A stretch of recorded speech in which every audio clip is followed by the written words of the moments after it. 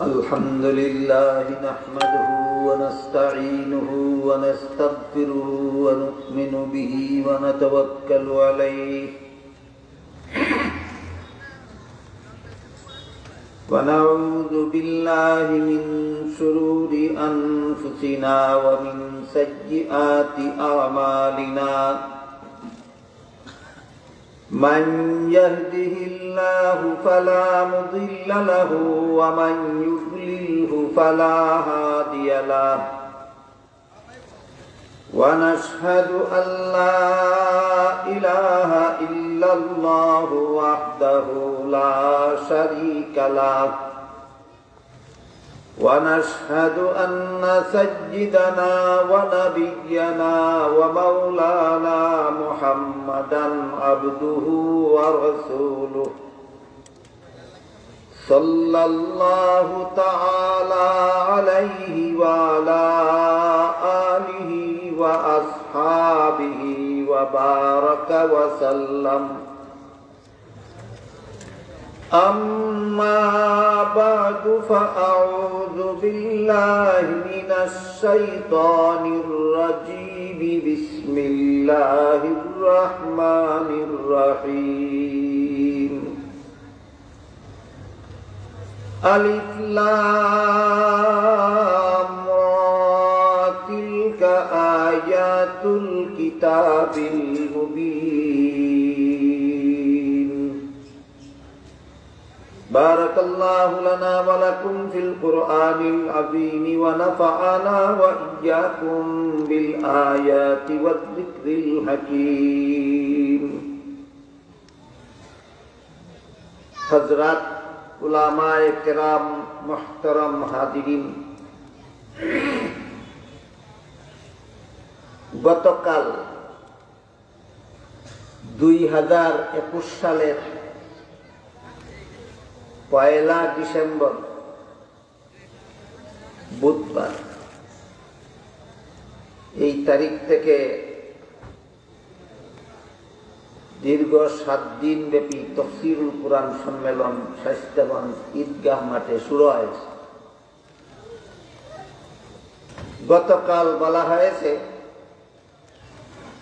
মদিনার ইহুদিরা মক্কার মূর্তি পূজারীদেরকে প্রশ্ন শিখিয়ে দিয়েছিল, তোমরা মুহাম্মদকে জিজ্ঞাসা করো সিরিয়ার বাসিন্দা বনি ইসরাইল মিশরের বাসিন্দা কিভাবে হবে। যদি সঠিক জবাব দিতে পারে তাহলে প্রমাণ হবে সে সত্য নবী, না হলে সে প্রমাণ হবে সে মিথ্যা নবী। আল্লাহ পাক রব্বুল আলামিন জবাব শিক্ষা দিয়ে আমাদের নবী মুহাম্মদুর রাসূলুল্লাহ সাল্লাল্লাহু আলাইহি ওয়াসাল্লামের কাছে পূর্ণ সূরা ইউসুফ নাযিল করেছেন। যেহেতু তারা নবুয়তের সত্যতা যাচাইয়ের জন্য ইন্টারভিউ নিতে যাচ্ছে, এজন্য আল্লাহ পাক রব্বুল আলামিন সূরার শুরুতে মাত্র 3টা অক্ষর উল্লেখ করে প্রমাণ করে দিলেন তিনি সত্য নবী। আলিফ লাম মিম এই 3টা অক্ষর এই কথার জ্বলন্ত প্রমাণ যে তিনি সত্য নবী। এই 3টা অক্ষর তিনি সত্য নবী হওয়ার প্রমাণ কিভাবে? আল্লাহ বলতে চান যে এই সমস্ত অক্ষর তোমরা শিখেছ, এই সমস্ত অক্ষরের মাধ্যমে লেখাপড়া করে তোমরা কবি সাহিত্যিক হয়েছ, তারপরে তোমরা এই কোরআনের ছোট্ট সূরার মতো একটা সূরা বানাতে সক্ষম হবে। আমার নবী মুহাম্মদুর রাসূলুল্লাহ সাল্লাল্লাহু আলাইহি ওয়াসাল্লাম এই অক্ষরগুলিও কোনো উস্তাদের কাছে শিখেনি, তারপরেও যে তিনি কোরআনের আয়াতগুলি তোমাদেরকে শোনান এটাই প্রমাণ যে তিনি সত্য নবী। এই কারণে সূরার শুরুতেই আল্লাহ আলিফ লাম মিম আলিফ লাম রা 3টি অক্ষর উচ্চারণ করে আল্লাহ প্রমাণ করে দিলেন এই অক্ষরগুলি এই কথা প্রমাণ তিনি সত্য নবী। তারপর এই সূরার প্রথম আয়াতে আল্লাহ আরো বলেন তিলকা আয়াতুল কিতাবিল মুবিন, এইগুলি পরিষ্কার বিবরণ দানকারী কিতাবের আয়াতগুলি। এই আয়াতগুলি পরিষ্কার বিবরণ দানকারী কিতাবের আয়াত। এখানে কোরআনের একটা বিশেষণ বর্ণনা করা হয়েছে, পরিষ্কার বিবরণ দানকারী। কোরআন পরিষ্কার বিবরণ দান করে। মুফাসসিরিনে কেরাম বিভিন্ন তাফসীরের কিতাবে লিখেছেন, কোরআন যে পরিষ্কার বিবরণ দান করে আল্লাহ বললেন সূরা ইউসুফের প্রথম আয়াতে। কোন বিষয়ে কোরআন পরিষ্কার বিবরণ দান করে? এর জবাবে কোন তাফসীরের কিতাবে লেখা আছে হক বাতিলের ব্যাপারে কোরআন পরিষ্কার বিবরণ দান করে। কোন কোন তাফসীরের কিতাবে লেখা আছে হেদায়েত এবং গুমরাহির ব্যাপারে কোরআন পরিষ্কার বিবরণ দান করে। কোন কোন তাফসীরের কিতাবে লেখা আছে মানব জীবনের সব সমস্যার সমাধান সম্বলিত বিধানের ব্যাপারে কোরআন পরিষ্কার বিবরণ দান করে। এক কথায় বিশেষভাবে তিন ব্যাপারে কোরআনের বিবরণ পরিষ্কার। এটা আমাদের মনে রাখার মতো একটা কথা। তিনটি ব্যাপার এমন আছে যে তিন ব্যাপারে কোরআনের বিবরণ কি পরিষ্কার। তিনটি ব্যাপারে কোরআনের বিবরণ পরিষ্কার। এক নম্বর হক কোনটা আর বাতিল কোনটা, যে পার্থক্যের ব্যাপারে কোরআনের বিবরণ পরিষ্কার। দুই নম্বর হেদায়েত কোনটা আর গুমরাহি কোনটা, এর পার্থক্যের ব্যাপারে কোরআনের বিবরণ পরিষ্কার। তিন নম্বর মানব জীবনের কোন সমস্যার কি সমাধান, মানব জীবনের কোন সমস্যার কি সমাধান, এই ব্যাপারে কোরআনের বিবরণ পরিষ্কার। বুঝে থাকলে একটু দয়া করে বলুন তো কত ব্যাপারে, বিশেষত কত ব্যাপারে কোরআনের বিবরণ পরিষ্কার? তিন ব্যাপারে। একটা হলো হক বাতিলের ব্যাপারে, আর একটা হলো হেদায়েত এবং গুমরাহির ব্যাপারে, আরেকটা হলো মানব জীবনের সব সমস্যার সমাধান দেওয়ার ব্যাপারে কোরআনের বিবরণ পরিষ্কার। এবার আমরা তিনটি বিষয়ের উদাহরণ বোঝার চেষ্টা করি। প্রথম বিষয় হলো হক বাতিলের ব্যাপারে কোরআনের বিবরণ পরিষ্কার। এ মর্মে আল্লাহ পাক রব্বুল আলামিন পবিত্র কোরআনের এক আয়াতে বলেন, ইয়া আইয়ুহাল্লাযীনা আমানু দুখুলু ফিস-সিলমি কাফফাহ ওয়া লা তাত্তাবিউ খুতুওয়াতিশ শাইতান। এর মর্ম হলো, হে ঈমানদারগণ,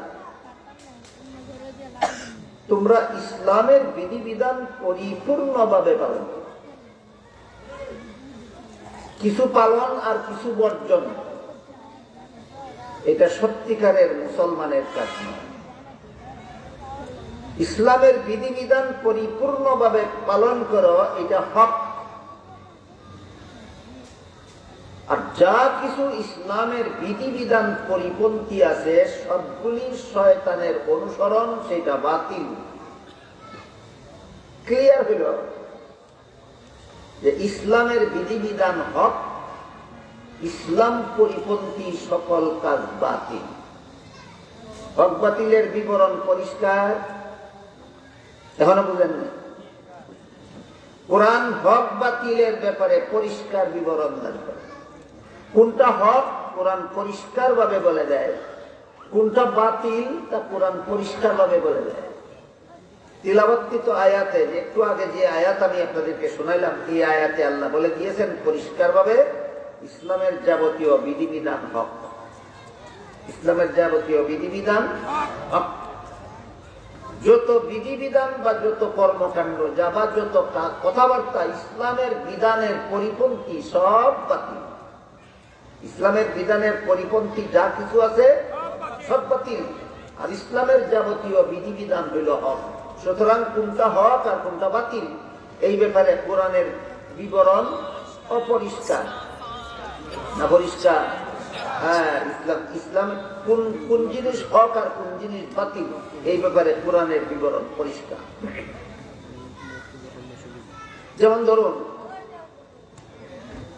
পবিত্র কোরআনে আল্লাহ পাক রব্বুল আলামিন সূরা নিসার 11 নম্বর আয়াতে বলে দিয়েছেন, ওয়ালিদ যাকারি মিসলু হাজ্জিল উনসায়ানি। পিতামাতা মারা গেলে পিতামাতার তেজ্য সম্পদে ছেলে পাবে 2 অংশ, মেয়ে পাবে 1 অংশ। আজকে নতুন শুনলেন না আরো শুনেছেন? এটা হক। যেহেতু এটা ইসলামের বিধান, ছেলে পাবে 2 অংশ, মেয়ে পাবে 1 অংশ, কাজে এটা হক। যারা এর বিরুদ্ধে বলে সমান অধিকার, এরা বাতিল। ছেলের 2 অংশ, মেয়ের 1 অংশ, এটা হক। ছেলে মেয়ে সমান সমান, এটা বাতিল। তাহলে কোনটা হক কোনটা বাতিল এই ব্যাপারে কোরআন পরিষ্কার কথা বলে, অপরিষ্কার কথা বলে না, অস্পষ্ট কথা বলে। আমি অতীতে এই তাফসীরুল কোরআন সম্মেলনে একাধিকবার বলেছি যে ছেলের 2 অংশ পাওয়া আর মেয়ের 1 অংশ পাওয়াটা হক হয় কিভাবে। যারা সমান অধিকারের স্লোগান দেয় তারা তো বলে এখানে মেয়ের প্রতি অবিচার করা হয়েছে। এই ব্যাপারটা সবিস্তারে আমি অতীতে একাধিকবার আলোচনা করেছি। যারা শুনেননি অথবা যাদের মনে নাই তাদের জন্য আজকে সংক্ষেপে আবার বলছি। ছেলের জীবনে খরচের খাত আছে 3টা।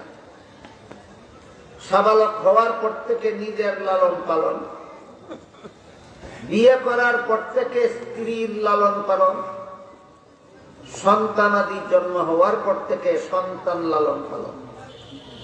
কত খাত? ছেলের জীবনে খরচের খাত আছে 3টা, অংশ পাইছে 2টা।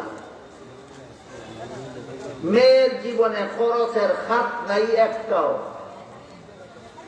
নিজের লালন পালনের দায়িত্ব আল্লাহ কোন দুনিয়ার কোন নারীকে দান করেনি। বিয়ের আগ পর্যন্ত লালন পালনের দায়িত্ব বাবার, আর বিয়ের পর থেকে এই নারীকে লালন পালনের দায়িত্ব স্বামী। নিজের লালন পালনের দায়িত্ব নাই, স্বামী পালার দায়িত্ব নাই, নিজের ধন সম্পদের দ্বারা সন্তান পালার দায়িত্ব নাই। তার খরচের খাত নাই একটাও, অংশ পাইছে 1টা।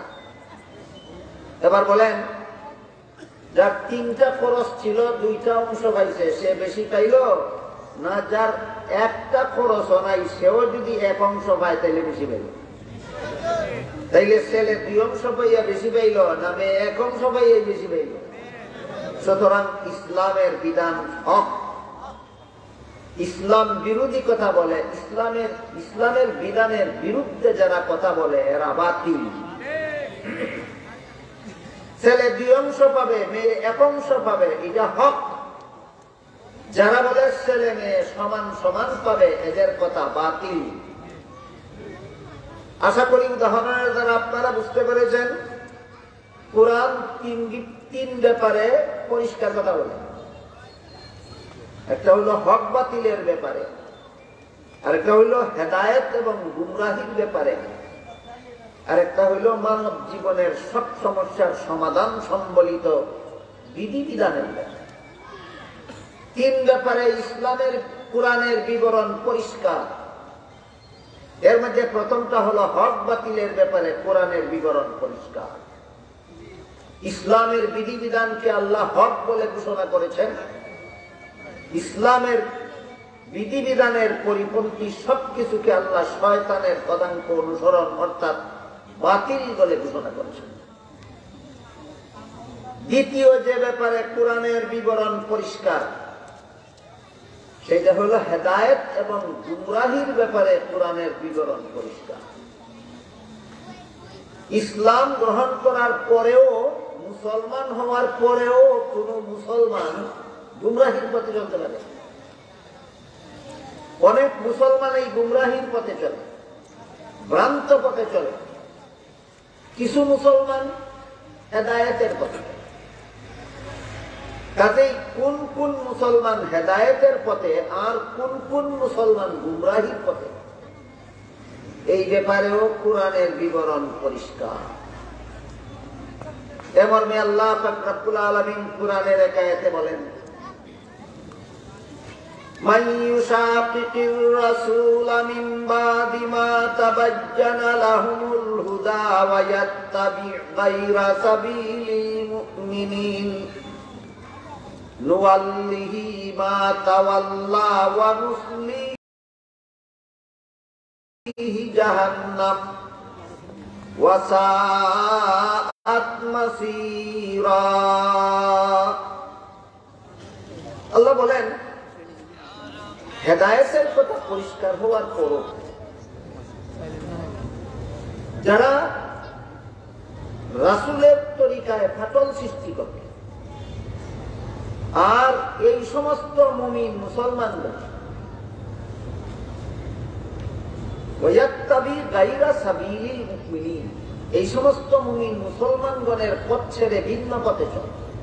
তাফসীরের কিতাবে লেখা আছে আল্লাহ এই আয়াতে এই সমস্ত মুমিন বলতে সাহাবায়ে কেরাম বুঝিয়েছেন। সারমর্ম হলো, যে সমস্ত মুসলমানেও নবীর তরিকা ব্যতি রেখে নবীর তরিকা ছাড়া ভিন্ন তরিকা মতে চলবে আর মুসলমান হওয়ার দাবি করে, যে সমস্ত মানুষ মুসলমান হওয়ার পরও সাহাবায়ে কেরামের পথ ছেড়ে ভিন্ন পথ অবলম্বন করবে, অথচ নিজেকে নিজে মুসলমান বলে দাবি করবে, এরা হেদায়েতে নাই, এরা হেদায়েতের উপর নাই, এরা গুমরাহিতে চলে। নুওয়াল্লিহি মা তাওয়াল্লা ওয়া নুসলিহি জাহান্নাম, এরা দুনিয়াতে যেই গুমরাহির পথে চলতে চায় সেই গুমরাহির পথে চলার সুযোগ দেব আমি আল্লাহ, যেহেতু দুনিয়াতে পরীক্ষার জন্য পাঠিয়েছি। ভ্রান্ত পথে চললে বল প্রয়োগে ফিরানোর দায়িত্ব কারো নাই, কাজে ইচ্ছা মতো ভ্রান্ত পথে চলতে পারবে, কিন্তু পরকালের জীবনে আমি তাদেরকে জাহান্নামের আগুন দিয়ে জ্বালিয়ে শাস্তি দেব। এই কথাটা রাসূলের একটি হাদিসে আরো পরিষ্কার ভাবে বর্ণিত হয়। হাদিস শরীফে রাসূল করিম সাল্লাল্লাহু আলাইহি ওয়াসাল্লাম বলেন, আমার উম্মতেরা অর্থাৎ মুসলমানেরা ৭৩ দলে বিভক্ত হয়ে একদল মুসলমান জান্নাতি হবে আর ৭২ দল মুসলমান জাহান্নামী হবে। অতীতে আমি বিভিন্ন প্রসঙ্গে এই হাদিসটা আপনাদেরকে সবিস্তারে বলেছি। যারা ছিলেন না অথবা যাদের মনে নাই তাদের জন্য আজকে আবার সংক্ষেপে বলছি। হাদিস শরীফে রাসূল করিম সাল্লাল্লাহু আলাইহি ওয়াসাল্লাম বলেছেন, আমার মুসলমান উম্মতেরা ৭৩ দলে বিভক্ত হয়ে ৭২ দল মুসলমান যাবে জাহান্নামে। এরা হেদায়েতের পথে থাকার কারণে না গুমরাহির পথে যাওয়ার কারণে। তাহলে মুসলমানের মধ্যেও গুমরাহি আছে, এটাও মনে রাখতে হবে। মুসলমানের মধ্যেও গুমরাহি আছে। ইসলামের বিপরীতে যে গুমরাহি আছে ওই গুমরাহির নাম কুফর, আর আহলে সুন্নাত ওয়াল জামাতের বিপরীতে যে গুমরাহি আছে এই গুমরাহির নাম ইতিকাদি বেদাত। কাজেই রাসূল করিম সাল্লাল্লাহু আলাইহি ওয়াসাল্লাম বলেন, আমার মুসলমান উম্মতেরা ৭৩ দলে বিভক্ত হয়ে ৭২ দল মুসলমান জাহান্নামী হবে হেদায়েতের উপর অটল না থাকার কারণে, গুমরাহির পথে চলে যাওয়ার কারণে। একটা মাত্র মুসলমানের দল জান্নাতি হবে, এরা হেদায়েতের উপর অটল থাকার কারণে। পরিষ্কার হয়ে গেল, মুসলমানদের মধ্যে এক দল হেদায়েতের উপর থাকবে, ৭২ দল মুসলমানের মধ্যে গুমরাহি প্রবেশ করবে। সাহাবায়ে কেরাম জিজ্ঞাসা করলেন, ওগো আল্লাহর রাসূল, আপনার জান্নাতি মুসলমান উম্মতের দলটির পরিচয় কি? এবং ৭২ দল জাহান্নামী মুসলমান, এরা জাহান্নামী হওয়ার কারণ কি? আল্লাহর রাসূল সাল্লাল্লাহু আলাইহি ওয়াসাল্লাম জবাবে যেই কথাটা বলেছিলেন, মা আনা আলাইহি ওয়া আসহাবি, তার মর্ম হলো, যে সমস্ত মুসলমান আমার সুন্নাত তরিকাকে আদর্শ মাপকাঠি রূপে গ্রহণ করে, আর আমার সাহাবায়ে কেরামের জমাতকে আদর্শ মাপকাঠি রূপে গ্রহণ করবে, এরা হেদায়েতের উপর প্রতিষ্ঠিত, এই জন্য এরা জান্নাতি হবে। যে সমস্ত মুসলমান আমার সুন্নতের উপর অটল থাকবে না, আমার সুন্নত তরিকাকে আদর্শ মাপকাঠি রূপে গ্রহণ করবে না, এবং আমার সাহাবায়ে কেরামের জমাতকে আদর্শ মাপকাঠি রূপে গ্রহণ করবে না, এরা হেদায়েতের উপর অটল নয়, এরা গুমরাহির পথে চলে গেছে। এই জন্য 72 দল মুসলমান জাহান্নামে সাব্যস্ত হবে। আমি অতীতকালে বিষয়টা আরো পরিষ্কার ভাবে, আরো বিস্তারিত ভাবে আপনাদেরকে বলছি। একটু আবার দিচ্ছি আজকে আবার আপনাদের। আমি অতীতে বলেছি আপনাদেরকে, ইমানে মুফাসসালের 6 কথা যারা বিশ্বাস করে এরাই মুমিন মুসলমান। আমানতু বিল্লাহি ওয়া মালাইকাতিহি ওয়া কুতুবিহি ওয়া রুসুলিহি ওয়াল ইয়াউমিল আখিরি ওয়াল কদরি খাইরিহি ওয়া শাররিহি মিনাল্লাহি তাআলা ওয়াল বাসি বাদাল মাউত। এর অর্থ হলো আমি আল্লাহ বিশ্বাস করলাম, ফেরেশতা বিশ্বাস করলাম, আসমানি কিতাব বিশ্বাস করলাম, নবী রাসূল বিশ্বাস করলাম, তাকদীর বিশ্বাস করলাম, আখিরাত বিশ্বাস করলাম। এই 6 কথা যে কোনো যুগের, যে কোনো দেশের, যে কোনো মানুষ বিশ্বাস করবে, সেই আল্লাহর কাছে মুমিন মুসলমান বলে গণ্য হবে। বুঝে থাকলে একটু দয়া করে বলুন তো, কত কথা বিশ্বাস করলে মানুষ মুমিন মুসলমান হয়? কিন্তু মাত্র একদল মুসলমান 6 কথাকে সহি ব্যাখ্যা মতো বিশ্বাস করে, আর 72 দল মুসলমান এই 6 কথা বিশ্বাস করে মন গড়া ব্যাখ্যা মতো। এই জন্য রাসূল বলেন একদল মুসলমান জান্নাতি হবে। এরা মুসলমান কেন? 6 কথায় বিশ্বাসী হওয়ার কারণ। জান্নাতি কেন? সহি ব্যাখ্যা মতো বিশ্বাস করার কারণ। 72 দল মুসলমান জাহান্নামী হবে। ওরা মুসলমান কেন? ওরাও 6 কথা বিশ্বাস করে, এই জন্য তারাও মুসলমান, কিন্তু জাহান্নামী কেন? 72 দল মুসলমানের 6 কথা বিশ্বাস করে ঠিক, কিন্তু সহি ব্যাখ্যা মতে নয়, মন গড়া ব্যাখ্যা মতে। এবার প্রশ্ন জাগে, তাহলে ইমানে মুফাসসালের 6 কথার সহি ব্যাখ্যা পাওয়া যায় কোথায়? জবাব রাসূলের হাদিসের অংশে পাওয়া যায়, মা আনা আলাইহি ওয়া আসহাবি, নবীর সুন্নতে আর সাহাবায়ে কেরামের জমাতে। ইমানে মুফাসসালের 6 কথার সহি ব্যাখ্যা নবীর সুন্নতে পাওয়া যায়, সাহাবায়ে কেরামের জমাতে পাওয়া যায়। এই জন্য নবীর সুন্নত এবং সাহাবায়ে কেরামের জমাতকে যারা ইমানে মুফাসসালের 6 কথার ব্যাখ্যা হিসাবে আদর্শ রূপে গ্রহণ করে, তাদেরকেই সত্যিকার অর্থে আহলে সুন্নাত ওয়াল জামাত বলে। আর যারা নবীর সুন্নতেরও দ্বার ধারে না, সাহাবায়ে কেরামের জমাতেরও দ্বার ধারে না, এরা আহলে সুন্নাত জপতে জপতে মুখে ফেনা তুললেও এরা কখনো আহলে সুন্নাত ওয়াল জামাত হতে পারে না। পরিষ্কার হয়ে গেল, আহলে সুন্নাত ওয়াল জামাত সাফার জুড়ে হয় না, 2টা আদর্শ মানলে হয়। বলেন, চাপার জুড়ে আহলে সুন্নাত ওয়াল জামাত হয় না, 2টা আদর্শ মানলে হয়? একটা আদর্শ হইল নবীর সুন্নত, আর একটা আদর্শ হলো সাহাবায়ে কেরামের জামাত। এই 2 আদর্শে বিশ্বাসী মুসলমান হেদায়েতের উপর অটল। 2টা আদর্শের কোন একটা আদর্শ যারা বর্জন করবে, এরা পথভ্রষ্ট মুসলমান। এই হল হেদায়েত এবং গুমরাহির পার্থক্যের বিবরণ নবীর হাদিসেও পরিষ্কার, আল্লাহর কোরআনেও পরিষ্কার। তাই কোরআনে আল্লাহ বলেন, মান ইউশাকিকির রাসূল মিন বাদি মা তাবাজ্জানা লাহুল হুদা ওয়া ইয়াত্তাবি গায়রা সাবিলিল মুমিনিন নুওয়াল্লিহি মা তাওয়াল্লা ওয়া নুসলিহি জাহান্নাম। নবীর তরিকায় আর সাহাবায়ে কেরামের পথে যারা ফাটল সৃষ্টি করে, তারা দুনিয়ার জীবনে যে গুমরাহির পথে চলতে চায়, আমি আল্লাহ তাকে চলার সুযোগ দেব, কিন্তু হেদায়েত বাদ দিয়ে গুমরাহির পথে চললো কেন? এই জন্য আমি আল্লাহ তাদেরকে পরকালের জাহান্নামের আগুন দিয়ে জ্বালিয়ে ফেলতে। তাহলে কোরআন 3 বিষয়ে পরিষ্কার বিবরণ দান করে। একটা হলো হক বাতিলের পার্থক্যের ব্যাপারে, আর একটা হলো হেদায়েত ও গুমরাহির পার্থক্যের ব্যাপারে কোরআনের বিবরণ পরিষ্কার। কোরআনের পরিষ্কার বিবরণ মতে ইসলামের বিধিবিধান হক, ইসলামের বিধিবিধান পরিপন্থী যাবতীয় কাজকর্ম, যাবতীয় কর্মকাণ্ড, যাবতীয় চালচলন, যাবতীয় কথাবার্তা বাতিল। তাহলে কোরআনের বিবরণে হক বাতিল পরিষ্কার কিনা? পরিষ্কার। দ্বিতীয় যে ব্যাপারে কোরআন পরিষ্কার বিবরণ দান করে সেটা হলো হেদায়েত এবং গুমরাহি।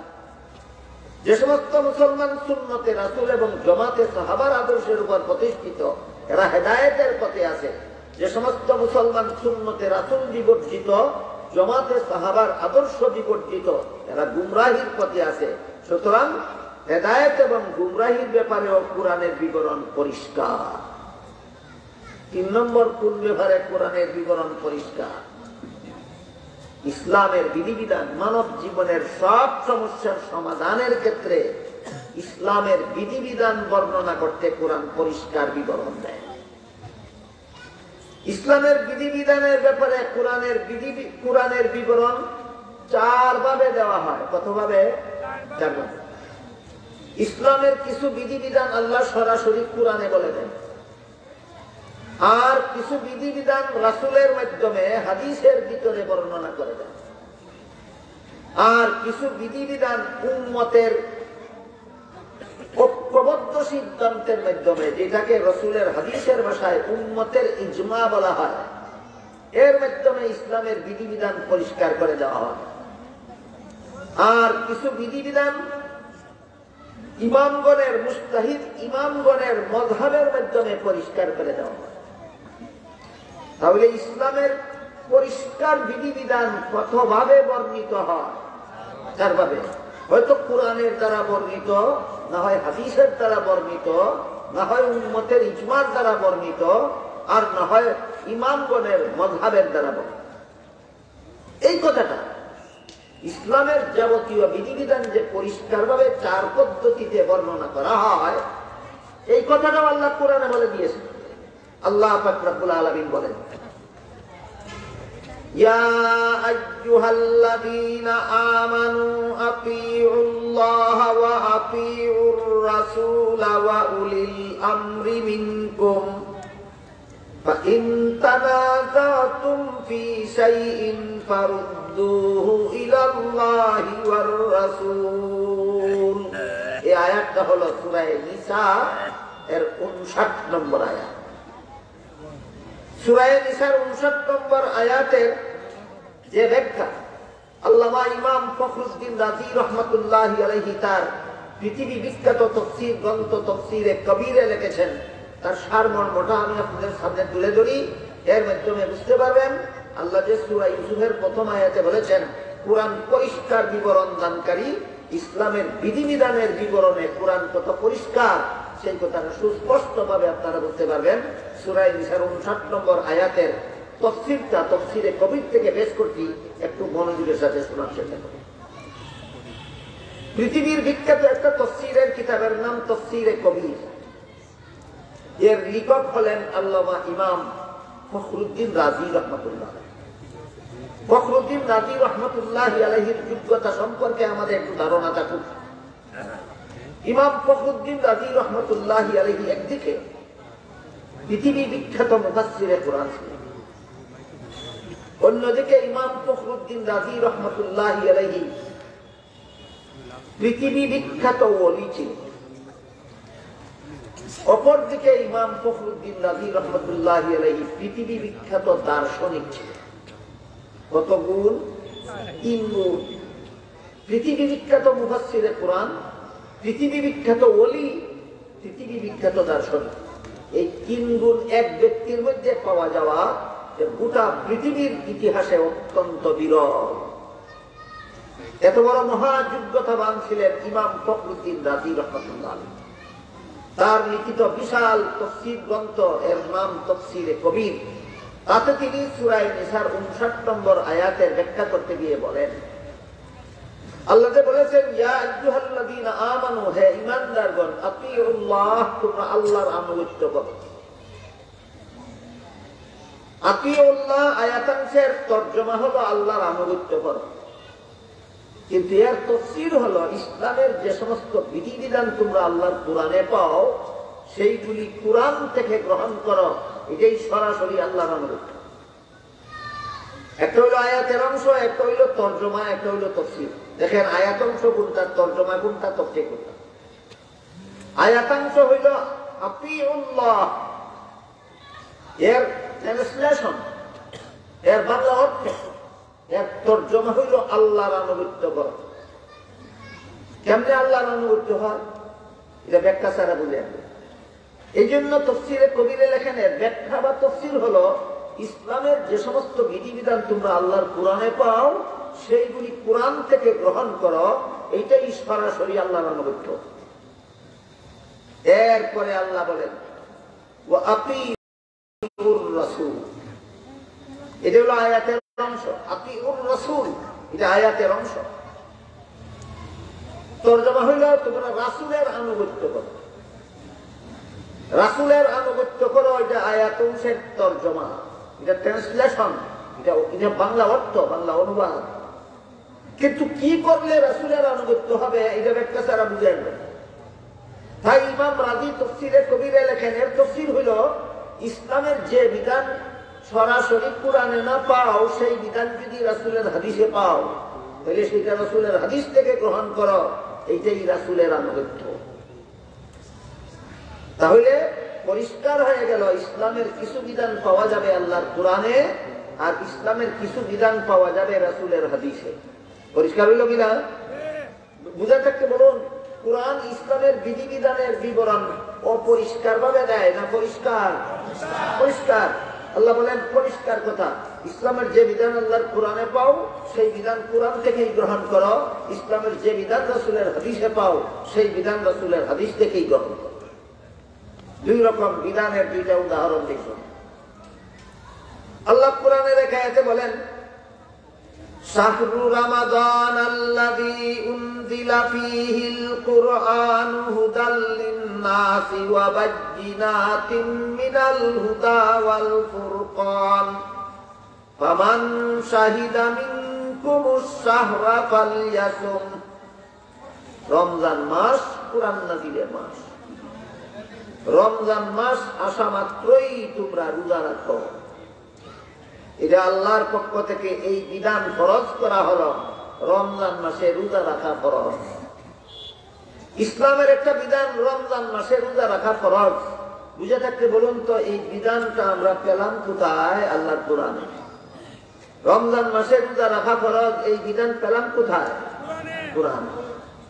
কিন্তু রমজান মাসে কতদিন রোজা রাখা ফরজ এটা আল্লাহ কোরআনে বলেন। রমজান মাসে কতদিন রোজা রাখা ফরজ সেটা আল্লাহ কোরআনে বলেননি, বরং কোরআনে বলেছেন আইয়ামাম মাদুদাত, গোনা বাসা কয়েকদিন। কয়েকদিন বলতে সুস্পষ্ট কোনো সংখ্যা বোঝায় না।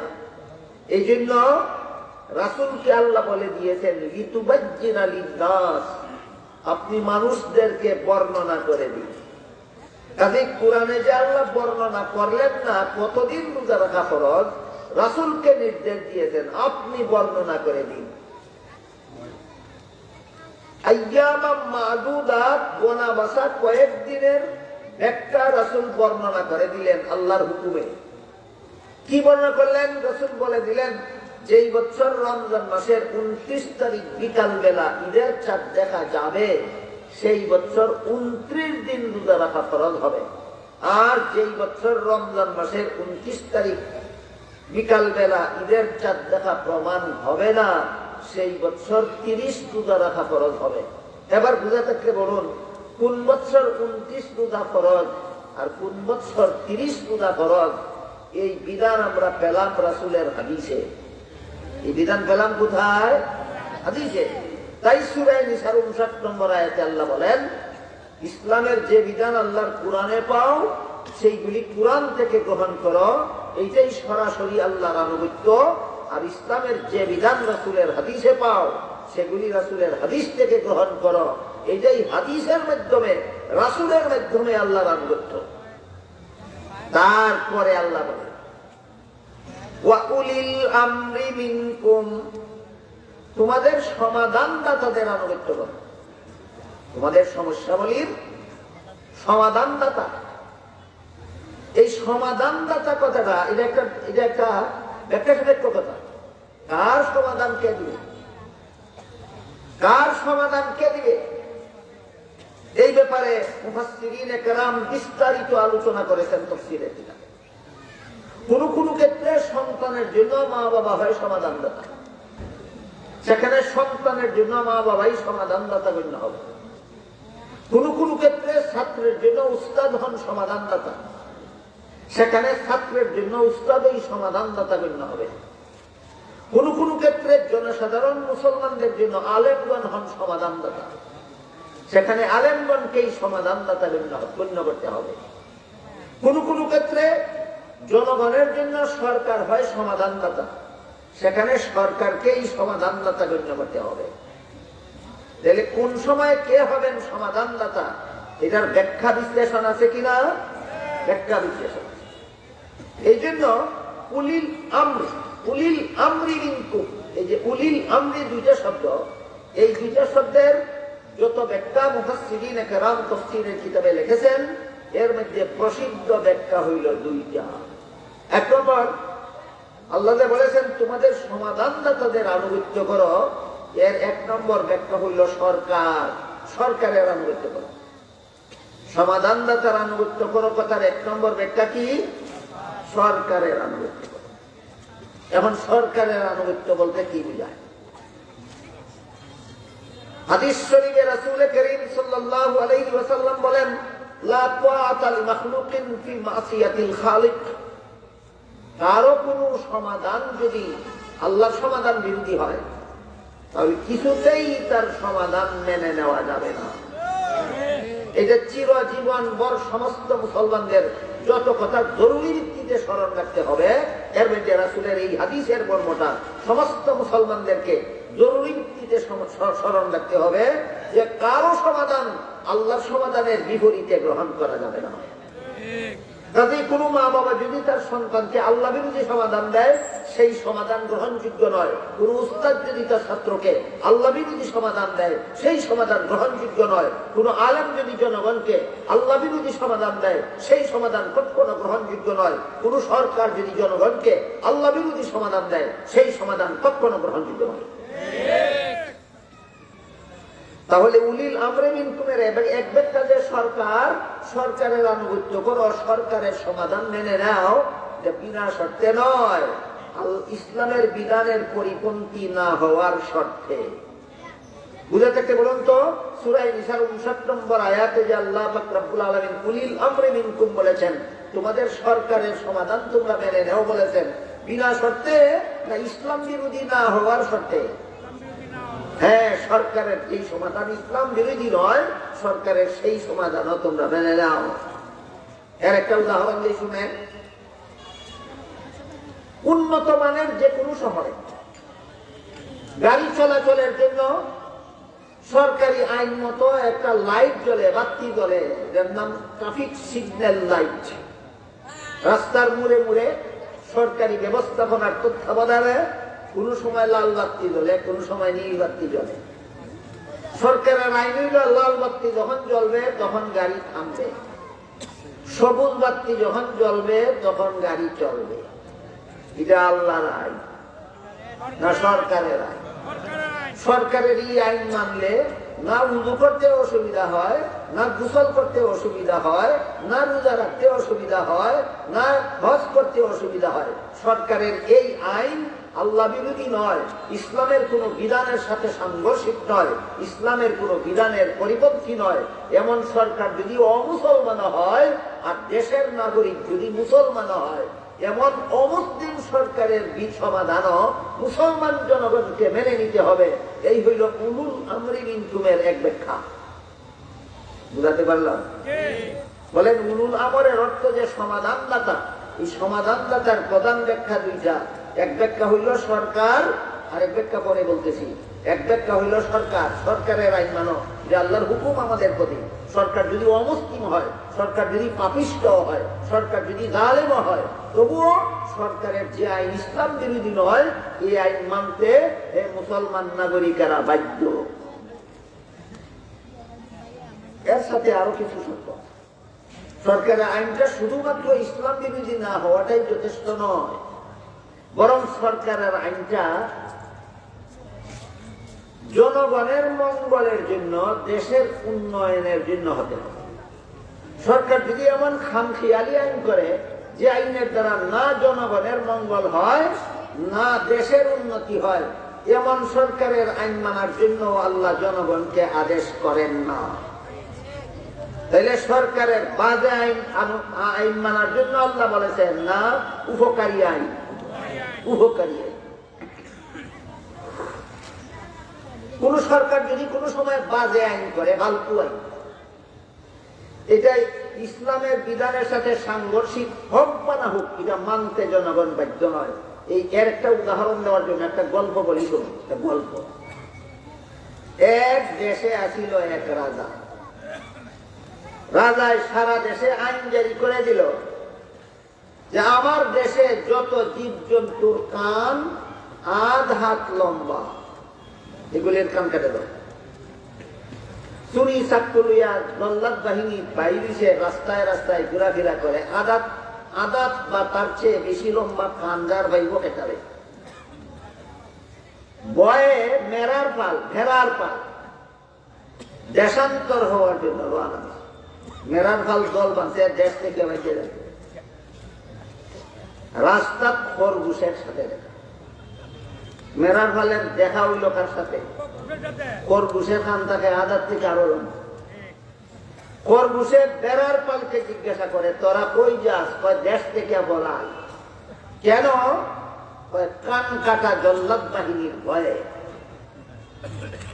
খরগোশে কয় খান কাটা জল্লাদ বাহিনী তো আদাত বাইয়ের চেয়ে বেশি লম্বা কান হইলে কাটে, কাজে খান কাটলে আমারটা কাটবো, আমারটা আদার থেকে লম্বা। তোরা খান তো 2 আঙ্গুল না, তোরারটা তো কাটতো না, তোরা বাগজ কেন? মেরার ফালে কর ওই জল্লাদ বাহিনীর ধরন আলাদা। আমাদের কান সরকারি আইনের আওতায় পড়ে না, কাটার আওতায় পড়ে না, তবু আমরা ভাগি কেন? কারণ এই সরকারের যে জল্লাদ বাহিনী, এই বাহিনীটা আগে খাটলায় পরে মাঠে। বর্তমান সরকারের যে জল্লাদ বাহিনী, কান কাটা জল্লাদ বাহিনী, এই বাহিনী আগে খাটলায়, এরপরে মাঠে। আগে 2 জেলখানাত বদলি ফিরালায়, পরে দেখে দুষ্প্রমাণ হয় কিনা। আগে খাটলায় পরে মাঠে।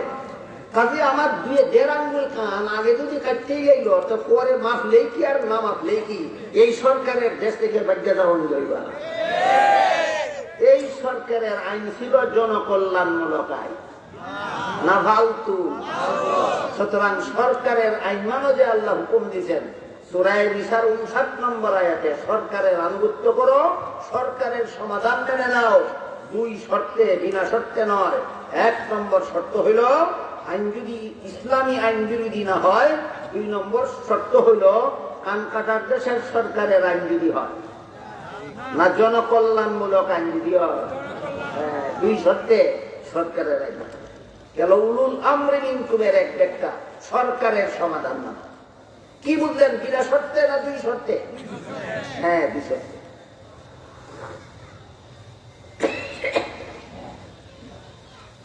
এরপরে উলুল আমরি মিনকুমের 2 নম্বর ব্যাখ্যা। উলুল আমরি মিনকুমের 2 নম্বর ব্যাখ্যা করতে গিয়ে ইমাম রাজি রহমতুল্লাহি আলাইহি তাফসীরে কবিরে লেখেন, কোন সমস্যার সমাধান যদি সরাসরি কোরআনে না পাও, সরাসরি হাদিসেও না পাও, তাহলে সেই সমস্যার সমাধান পাবে কোথায়? এ মর্মে আল্লাহ পাক রব্বুল আলামিন সূরা নিসার 83 নম্বর আয়াতে বলেন, তোমাদের জীবনের কোন সমস্যার সরাসরি সমাধান যদি কোরআনের কোন আয়াতেও খুঁজে না পাও, রাসূলের কোন হাদিসেও যদি খুঁজে না পাও, তাইলে তো ইসলামের বিধানের ব্যাপারে কোরআন পরিষ্কার বিবরণ দানকারী হইল না। কোরআন এই দায়ভার গ্রহণ করতে চায়। এই জন্য সূরা নিসার 83 নম্বর আয়াতে কোরআন বলে দিয়েছে যে তোমাদের যে সমস্যার সমাধান কোরআনের আয়াতে সরাসরি খুঁজে পাবে না, তোমাদের যে সমস্যার সমাধান সরাসরি রাসূলের হাদিসে খুঁজে পাবে না, সেই সমস্যার সমাধান বের করার জন্য স্মরণ রাখবেন সূরা নিসার 83 নম্বর আয়াতে আল্লাহ একদল মানুষের হাতে দায়িত্ব দিয়েছেন, তোমরা কোরআন হাদিসের আলোকে সমাধান বের করে দাও। বিবরণ অপরিষ্কার না পরিষ্কার? সরাসরি সমাধানটা কোরআনে পেলাম না, সরাসরি সমাধানটা হাদিসে পেলাম না, কিন্তু সমাধান বের করার জন্য কোরআন একদল মানুষকে দায়িত্ব দিয়েছে, কোরআন হাদিসের আলোকে সমাধানটা তোমরা বের করে দাও। এবার উলামায়ে কেরামের ব্যাপার আর মাদ্রাসার উপরের ক্লাসের ছাত্রদের ব্যাপার। কোরআন সূরা নিসার ৮৩ নম্বর আয়াতে যাদের হাতে দায়িত্ব দিয়েছে সমাধান বের করে দেওয়ার জন্য, এদেরকে ইসলামের পরিভাষায় মুজতাহিদ বলা হয়, এদের গবেষণাকে ইজতিহাদ বলা হয়, এদের গবেষণার নীতিমালাকে কিয়াস বলা হয়। এভাবে সমাধান বের করাকে ইস্তেমবাত বলা হয়। এই যে ৪টা শব্দ পেলাম পারিভাষিক, এগুলি আপনাদের জন্য নয়, এগুলি মাদ্রাসার উপরের ক্লাসের ছাত্রদের জন্য আর উলামায়ে কেরামের। আপনাদের শুধু স্মরণ রাখার কথা এতটুকু যে যে বিষয়ের সরাসরি সমাধান কোরআনে খুঁজে পাওয়া যাচ্ছে না, যেগুলির সরাসরি সমাধান রাসূলের হাদিসে খুঁজে পাওয়া যাচ্ছে না, সেইগুলি কোরআন এমনিই ছেড়ে দেয়নি। তোমরা পাইলে ভাইছো না ভাইলে নাই, আমার আর কিছু বলার নাই। কোরআন এরকম অস্পষ্ট কথা বলে না। সূরা নিসার ৮৩ নম্বর আয়াতে কোরআন সুস্পষ্ট ভাবে বলে দিয়েছে, মুস্তাহিদদের হাতে দায়িত্ব দেওয়া হলো, এইগুলির সমাধান তারা কোরআনের আলোকেই হাদিসের আলোকেই বের করে দেবে। যারা বের করার দায়িত্বশীল এদের নাম মুস্তাহিদ, এদের গবেষণার নাম ইজতিহাদ, এদের গবেষণার নীতিমালার নাম কিয়াস, এবং এভাবে সমাধান বের করার নাম ইস্তেমবাত। উসুলে হাদিস যারা পড়ে মাদ্রাসার ছাত্ররা, এদের জন্য এই ৪টা পরিভাষা জানা, বোঝা এবং মনে রাখা অত্যন্ত জরুরি, আপনাদের জন্য মোটেও জরুরি না।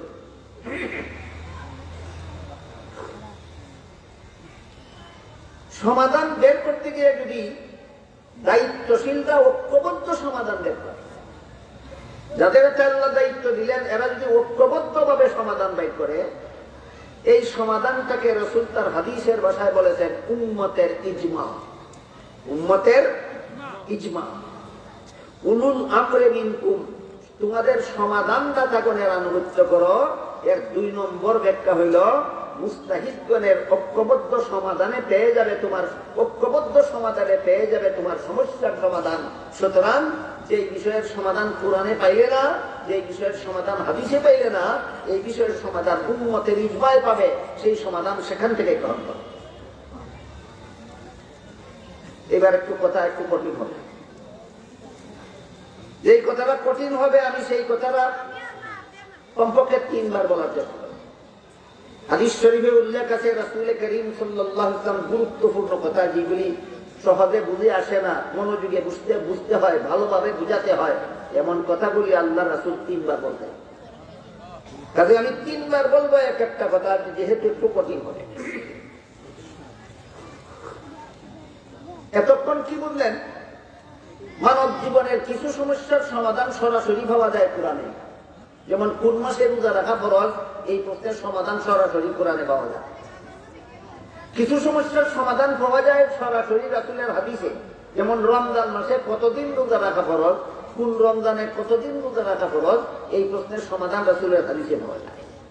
কিন্তু আযানে মাইকের ব্যবহার জায়েজ না না জায়েজ, একামতে মাইকের ব্যবহার জায়েজ না না জায়েজ, ওয়াজ মাহফিলে মাইকের ব্যবহার জায়েজ না না জায়েজ, নামাজে মাইকের ব্যবহার জায়েজ না না জায়েজ, এই প্রশ্নের সমাধান পাবেন না কোরআনের কোন আয়াতে, পাবেন না নবীর কোন হাদিসে, পাবেন না উম্মতের সাহাবায়ে কেরামের ইজমায়, সাহাবায়ে কেরাম পাবেন না এই প্রশ্নের সমাধান ইমাম আবু হানিফার কোন বিবৃতিতে, পাবেন না ইমাম শাফিঈর কোন বিবরণে, পাবেন না ইমাম মালিকের কোন ব্যাখ্যায়, পাবেন না ইমাম আহমদ বিন হাম্বলের কোন বিশ্লেষণে। তাহলে বিধান বর্ণনার বেলায় কোরআন পরিষ্কার হইল কিভাবে? প্রশ্ন বুঝলেন কিনা দেখুন। নামাজে মাইকের ব্যবহার, একামতে মাইকের ব্যবহার, আযানে মাইকের ব্যবহার জায়েজ না না জায়েজ, এই প্রশ্নের সমাধান যদি কোরআনেও ভাই না, হাদিসেও ভাই না, আবু হানিফার মাযহাবেও ভাই না, ৪ ইমামের ৪ মাযহাবেও ভাই না, তাহলে ইসলামের বিধান বর্ণনার বেলায় কোরআন পরিষ্কার বিবরণ দানকারী হইল কিভাবে? এই কথার জবাব রাসূলের ওই হাদিস আছে, যে হাদিসে রাসূল বলেন ইন্নাল্লাহা লা ইয়াজমাউ উম্মতি আও ক্বালা উম্মাত মুহাম্মাদিন সাল্লাল্লাহু আলাইহি ওয়াসাল্লাম আলা দালালাতিন আবাদা। কুরআন হাদিসে সরাসরি না হওয়ার কারণে আমার উম্মতের মুজতাহিদগণ যদি ঐক্যবদ্ধ সমাধান কুরআন হাদিসের আলোকে গবেষণা করে বের করে দেন, তাইলে তাদের বের করা ঐক্যবদ্ধ সমাধানটাই আল্লাহর কাছে শতকরা 100% নির্ভুল ইসলামী বিধান বলে গণ্য হবে। সমাধানটা কোরআনে পাওয়ার কারণে, না হাদিসে পাওয়ার কারণে, না মুজতাহিদগণ ঐক্যবদ্ধ ভাবে বের করার কারণে। ভবিষ্যতে মুজতাহিদগণ ঐক্যবদ্ধ ভাবে সমাধান বের করবেন। আল্লাহর রাসূল অগ্রিম বলে গেছেন, যখনই ঐক্যবদ্ধ সমাধান কোনো বের করা হবে, তখনই সেটা আল্লাহর কাছে শতকরা 100% নির্ভুল ইসলামী সমাধান বলে গণ্য হবে। এই ঐক্যবদ্ধ মুজতাহিদগণের ঐক্যবদ্ধ সমাধানটার ব্যাপারেই আল্লাহ সূরা নিসার 59 নম্বর আয়াতে বলেছেন, ওয়া উলিল আমরি মিনকুম, এরাই তোমাদের সমাধানদাতা।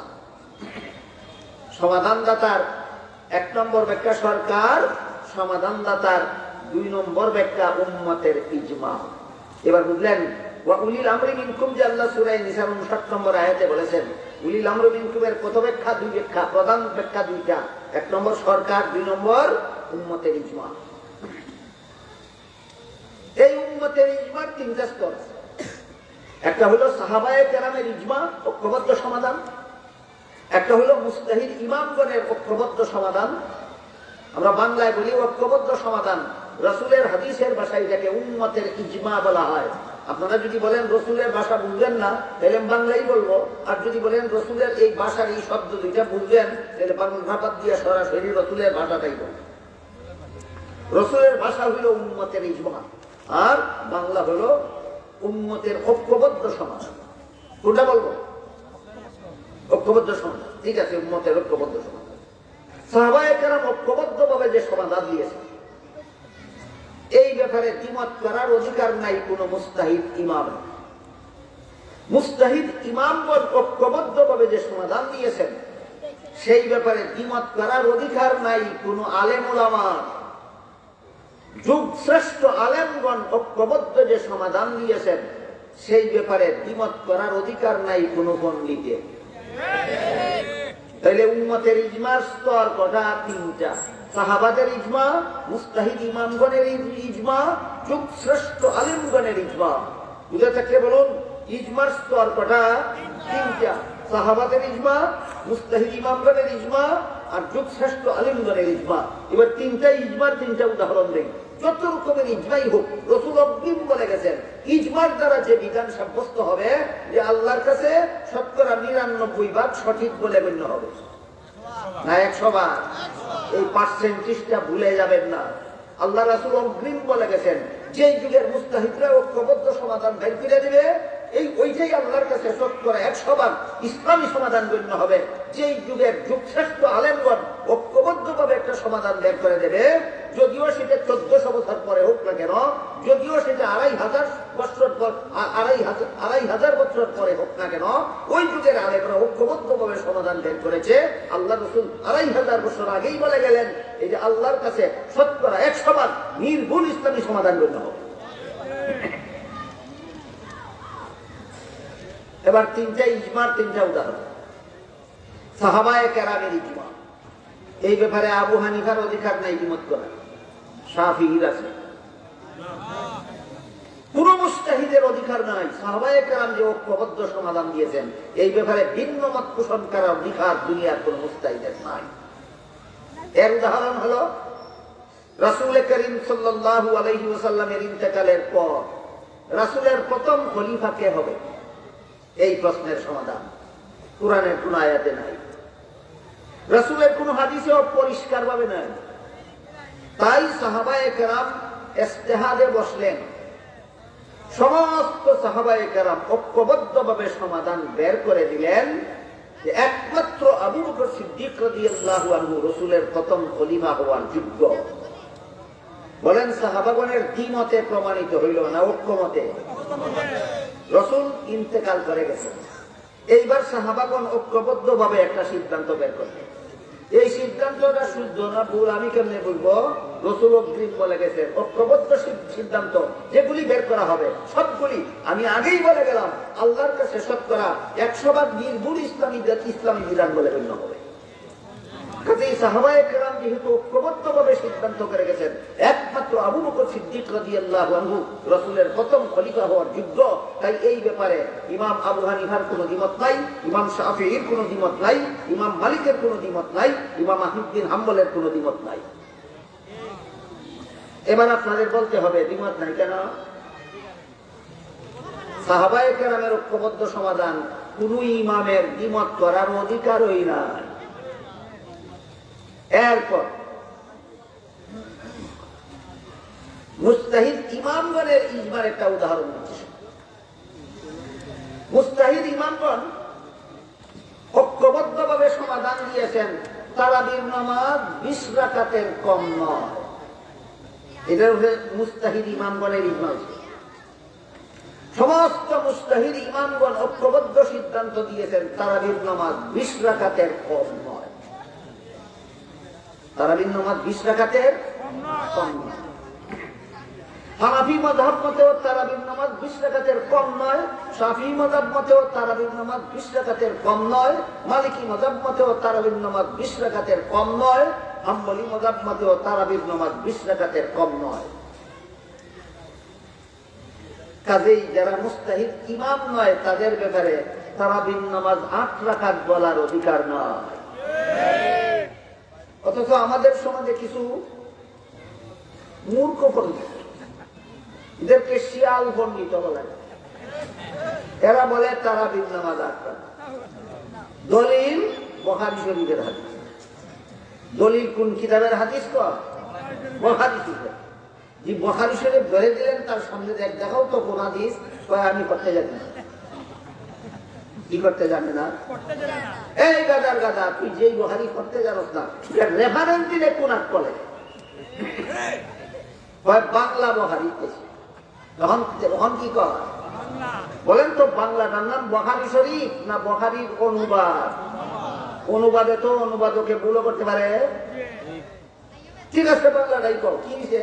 বাংলা বুখারীর মধ্যে আছে। হযরত আয়েশা রাদিয়াল্লাহু তাআলা আনহা বলেছেন রাসূল করিম সাল্লাল্লাহু আলাইহি ওয়াসাল্লাম 8 রাকাত নামাজ 12 মাসই পড়তেন। 8 রাকাত পড়তেন কি করি? কোন মাস? 12 মাস। এবার আপনারাই বলুন যে 8 রাকাত নামাজ রাসূল ফজরের আগে আর এশার পরে 12 মাসই পড়তেন, এটার নাম তারাবি না তরবাহের মাথা? বলেন এটার নাম কি? এটা তো তারাবির হাদিস না, এটা তো তাহাজ্জুদের হাদিস। তুই কোন হাদিস দিয়ে কিসের দলিল দিলে? অথচ মুসান্নাফে ইবনে আবি শাইবা নামক হাদিসের কিতাবে উল্লেখ আছে রাসূল করিম সাল্লাল্লাহু আলাইহি ওয়াসাল্লাম 20 রাকাত পড়তেন শুধু রমজানে।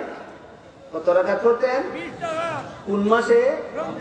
এবার বলুন আপনারা, এটা তাহাজ্জুদ না তারাবি? সুতরাং তাহাজ্জুদের হাদিস আলাদা, তারাবির হাদিস আলাদা। তাহাজ্জুদের হাদিস হলো 12 মাসের ব্যাপারে, তারাবির হাদিস হলো রমজানের ব্যাপারে। কথা বুঝতে পারলেন?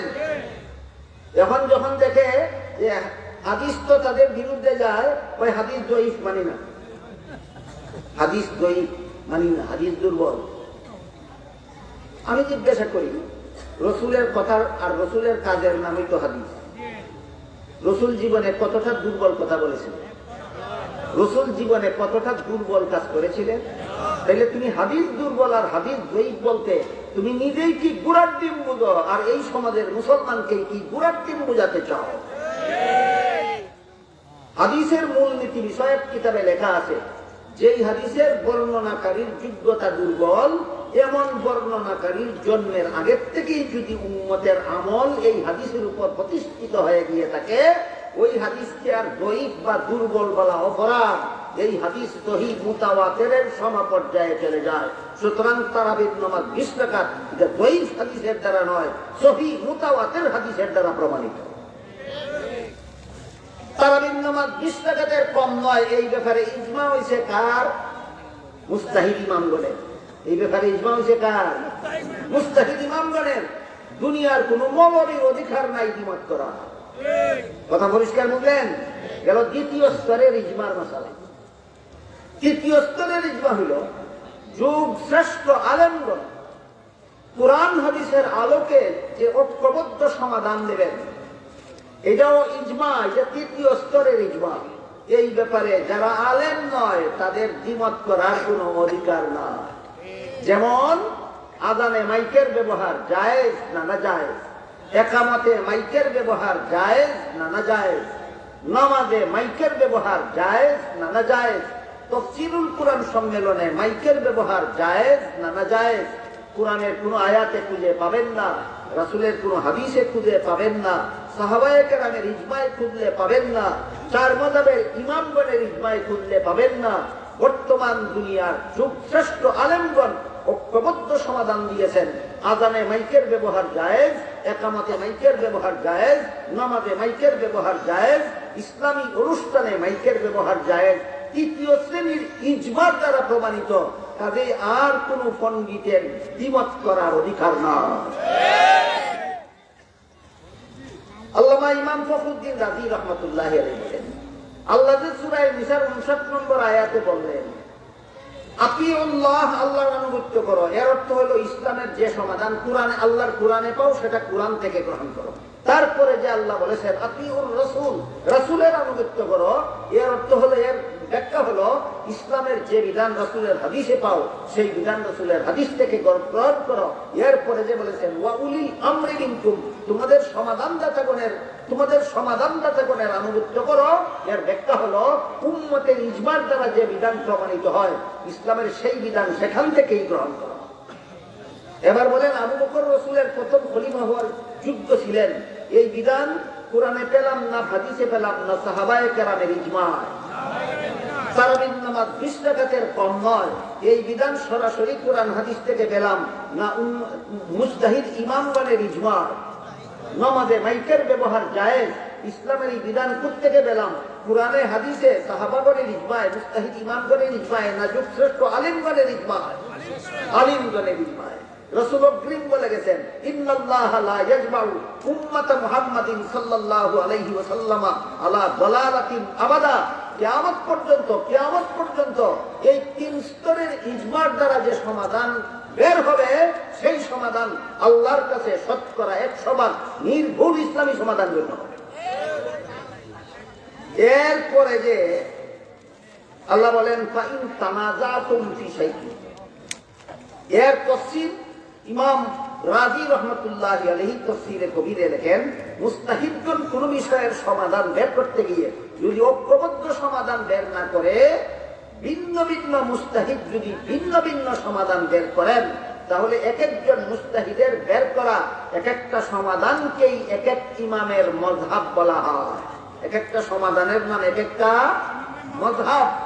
আল্লাহ বলেছেন ফাইন তানাজাতুম ফি শাইইন, ভিন্ন মত যদি হয় মুস্তাহিদগণের মধ্যে, তাইলে এই ভিন্ন মতগুলির দ্বারাই তোমাদের সব সমস্যার সমাধান হবে। সুতরাং যে সমস্যার সমাধান কোরআনে পেলে না, যে সমস্যার সমাধান হাদিসে পেলে না, যে সমস্ত সমাধান সাহাবায়ে কেরামের ইজমায় পেলে না, যে সমস্ত সমাধান মুস্তাহিদ ইমামগণের ইজমায় পেলে না, যে সমস্ত সমাধান যুগশ্রেষ্ঠ আলেমগণের ইজমায় পেলে না, সেই সমস্ত সমস্যার সমাধান এক একজন ইমামগণের এক একটা মযহাবের ভিতরে পাবে। এইভাবে আল্লাহ পাক রব্বুল আলামিন ইসলামের যাবতীয় বিধিবিধানের বিবরণ সুস্পষ্ট করে দিয়েছেন সূরা নিসার 59 নম্বর আয়াত। এবার মূল কথার দিকে ফিরে যায়। সূরা ইউসুফের প্রথম আয়াতে আল্লাহ বলেন আলিফ লাম রা তিলকা আয়াতুল কিতাবিল মুবিন। আলিফ লাম রা, তিনটি অক্ষরই মুহাম্মদুর রাসূলুল্লাহ সত্য নবী হওয়ার জ্বলন্ত প্রমাণ। আগে বলেছি কথাটা, আগে যারা ছিলেন না তাদের হয়তো শোনার সুযোগ হয়নি, আবার বলছি। ওরা প্রশ্ন করেছিল সিরিয়ার বাসিন্দা বনি ইসরাইল মিশরের বাসিন্দা কিভাবে হলো? এই দীর্ঘ ইতিহাস যদি মুহাম্মদ বলতে পারে তাহলে সে সত্য নবী প্রমাণ হবে। আল্লাহ বলেন দীর্ঘ ইতিহাস বর্ণনার আগেই তিনটা অক্ষরই তিনি সত্য নবী হওয়ার প্রমাণ। এটা কিভাবে হয়? এই অক্ষরগুলি আমার নবী কোন উস্তাদের কাছে শিখেননি। আর তোমরা লেখাপড়া করতে করতে শিখতে শিখতে পণ্ডিত হইছ, সাহিত্যিক হইছ, কবি হইছ, তোমরাও সূরা কাউসারের মধ্যে একটা সূরা বানাতে পারো না। তাহলে এই অক্ষরগুলি যে নবী কোন উস্তাদের কাছে শিখলেন না, ইসপারা কোরআন তিনি মন গড়া বানাতে পারেনই না। সুতরাং অক্ষরগুলি এই কথার প্রমাণ তিনি সত্য নবী। সংক্ষিপ্ত কথা, সূরা ইউসুফের প্রথম দিকের 3টা বিক্ষিপ্ত অক্ষর, 3টা হরফে মুকাত্তাআত মুহাম্মদুর রাসূলুল্লাহর নবী হওয়ার সত্যতার প্রমাণ। 2 নম্বর, তিলকা আয়াতুল কিতাবিল মুবিন। এমন কোন কিতাব জগতে আর নাই যে কিতাব এই সমস্ত বিষয়ের পরিষ্কার সমাধান দিতে পারে। কোনটা হক কোনটা বাতিল এর পরিষ্কার বিবরণ, কোনটা হেদায়েত আর কোনটা গুমরাহি এর পরিষ্কার বিবরণ, কোন ইসলাম মানব জীবনের কোন সমস্যার সমাধান কোরআনে পাওয়া যায়, মানব জীবনের কোন সমস্যার সমাধান হাদিসে পাওয়া যায়, মানব জীবনের কোন সমস্যার সমাধান সাহাবায়ে কেরামের ইজমায় পাওয়া যায়, মানব জীবনের কোন সমস্যার সমাধান মুজতাহিদ ইমামগণের ইজমায় পাওয়া যায়, মানব জীবনের কোন সমস্যার সমাধান শ্রেষ্ঠ আলেমগণের ঐক্যবদ্ধ সিদ্ধান্তে পাওয়া যায়, কোন সমস্যার সমাধান আবু হানিফার মাযহাবে পাওয়া যায়, কোন সমস্যার সমাধান ইমাম শাফিঈর মাযহাবে পাওয়া যায়, কোন সমস্যার সমাধান ইমাম মালিকের মাযহাবে পাওয়া যায়, কোন সমস্যার সমাধান ইমাম আহমদ বিন হাম্বলের মাযহাবে পাওয়া যায়, এমন বিবরণ দানকারী কিতাব কুরআন ছাড়া জগতে আর কোন কিতাব নাই। এই জন্য আল্লাহ বলেন তিলকা আয়াতুল কিতাবিল মুবিন, এই আয়াতগুলি পরিষ্কার বিবরণ দানকারী কোরআনের আয়াত।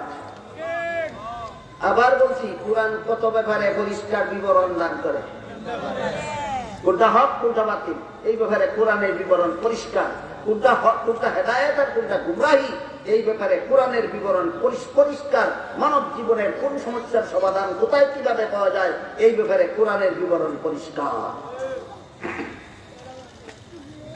বুঝে দেখলে এবার বলুন তো, মানব জীবনের সব সমস্যার সমাধান কোথায় কোথায় পাওয়া যায় এই ব্যাপারে কোরআনের বিবরণ পরিষ্কার। কোথায় কোথায় বুঝলেন? 4 জায়গায়। মানব জীবনের সব সমস্যার সমাধান 4 জায়গায় পাওয়া যায়। কিছু পাওয়া যায় কোরআনে, কিছু পাওয়া যায় হাদিসে, কিছু পাওয়া যায় উম্মতের ইজমায়, আর কিছু পাওয়া যায় ইমামগণের মাযহাবে। এবার বলুন, মানব জীবনের সব সমস্যার সমাধান কোথায় কোথায় পাওয়া যায়? 4 জায়গায়, কোরআনে, হাদিসে, ইজমায়, মাযহাবে। কোরআনে, হাদিসে, ইজমায়, মাযহাবে। এই 4 জায়গায় যে সব সমস্যার সমাধান তোমরা পাবে, এই কথাটা আল্লাহ কোরআনের সূরা নিসার 59 নম্বর আয়াতে বলে দিয়েছেন। সুতরাং কোরআনের বিবরণ এই সমস্ত ব্যাপারে পরিষ্কার। সূরা নিসার সূরা ইউসুফের 1 নম্বর আয়াতের বিষয়বস্তু ক্লিয়ার হইল। এবার এক একজন সমাধানদাতার ভিন্ন ভিন্ন, মুস্তাহিদের সমাধান যদি ভিন্ন ভিন্ন হয়, তাহলে ভিন্ন ভিন্ন সমাধানকে যে এক একটা মযহাব বলা হয়, এর কয়েকটা উদাহরণ আপনাদের সামনে তুলে ধরব। আমার পরে যিনি কথা বলবেন তিনি স্টেজে উপস্থিত হওয়ার আগ পর্যন্ত মাত্র কয়েক মিনিট। আপনারা, আমি আশা করি মুসলমান হিসেবে সকলেই জানেন এবং বিশ্বাস করেন, মুহাম্মদুর রাসূলুল্লাহ সাল্লাল্লাহু আলাইহি ওয়াসাল্লাম সশরীরে জাগ্রত অবস্থায় 7 আসমানের উপরে আল্লাহর সাক্ষাতে জান্নাত জাহান্নাম পরিদর্শনে গিয়েছিলেন মেরাজের রাত্রে। রাসূলের মেরাজ বিশ্বাস করেন সবাই? রাসূলের মেরাজ সশরীরে হয়েছিল, জাগ্রত অবস্থায় হয়েছিল। জান্নাত সচক্ষে পরিদর্শন করেছেন, জাহান্নাম সচক্ষে পরিদর্শন করেছেন, সরাসরি আল্লাহর সাথে সাক্ষাৎ করে কথাবার্তা বলেছেন।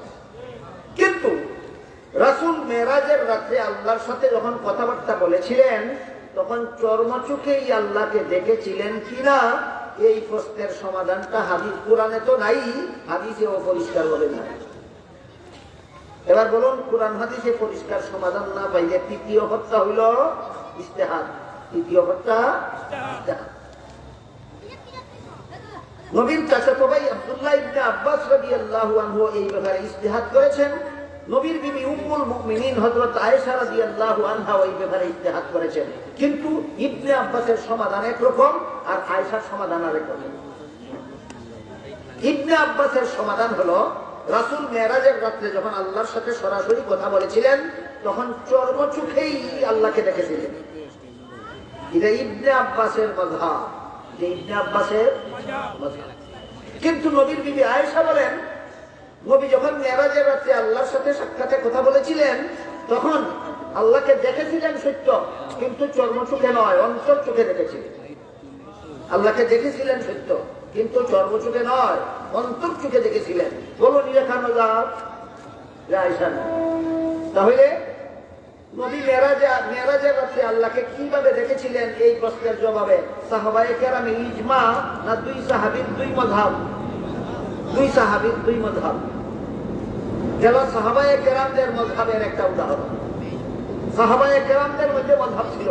আমাদের সমাজে বর্তমানে যারা মাযহাব মানে না, এরা বলে ইসলামে মাযহাব থাকলে সাহাবায়ে কেরাম রাসূলের কাছ থেকে শিখলেন না কেন, আর সাহাবায়ে কেরামের কোনো মাযহাব হইল না কেন? আমি বলতে চাই এই সমস্ত গণ্ডগোল করা সাহাবাও চিনে না, মাযহাবও চিনে না।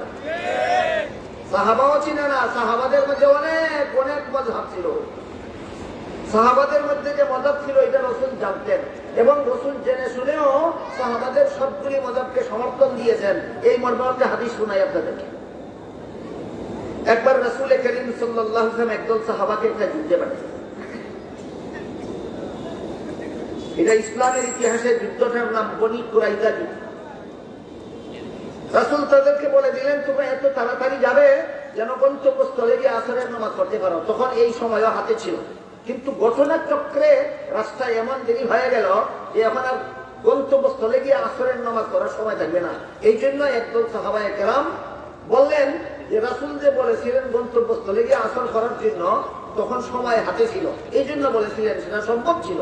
এখন যেহেতু সময় হাতে নাই, কাজেই গন্তব্যস্থলে গিয়ে আসর করতে গেলে কাজা হয়ে যাবে। আল্লাহর হুকুম সময়ের ভিতরে নামাজ পড়া। একদল সাহাবায়ে কেরাম রাস্তায় নামাজ পড়ে নিলেন সময়ের ভিতরে, আর একদল সাহাবায়ে কেরাম গন্তব্যস্থলে গিয়ে আসর করলেন কাজা। একদিনের আসরের নামাজের ব্যাপারে দুই দল সাহাবার মাযহাব, দুই মাযহাব। দুনো মাযহাবের কথা রাসূলকে শোনানো হইল, রাসূল দুনো মাযহাবকে সমর্থন দিয়ে দিলেন।